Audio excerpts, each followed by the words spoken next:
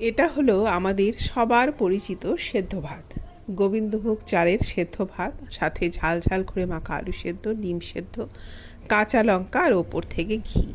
কিন্তু আমাকে যদি কেউ জিজ্ঞেস করে এই খাবারটার নাম কি, আমি বলবো এক থালা অমৃত। এর থেকে ভালো খাবার আমার কাছে আর তো কিছুই হয় না। ছোটোবেলায় কিন্তু আমরা এই খাবারটা সবাই খেয়েছি।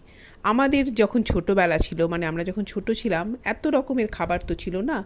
মা এরকম গোবিন্দভোগ চালের ভাত সব কিছু সেদ্ধ দিয়ে, পাশে একটা ডিম সেদ্ধ একটু বেশি করে ঘি দিয়ে যখন দিত, তার গন্ধে মনটাই ভরে যেত। সেই সেদ্ধ ভাতই আজ বানালাম। গোবিন্দভোগ চালের ভাত বানিয়েছি। সেদ্ধ ভাত কিন্তু গোবিন্দভোগ চাল দিয়ে ভালো লাগবে। সাথে মটরশুঁটি দিয়েছি, ঝাল ঝাল করে আলু মাখা, ডিম সেদ্ধ, একটা কাঁচা লঙ্কা, আর ওপর থেকে একটু বেশি করে ঘি।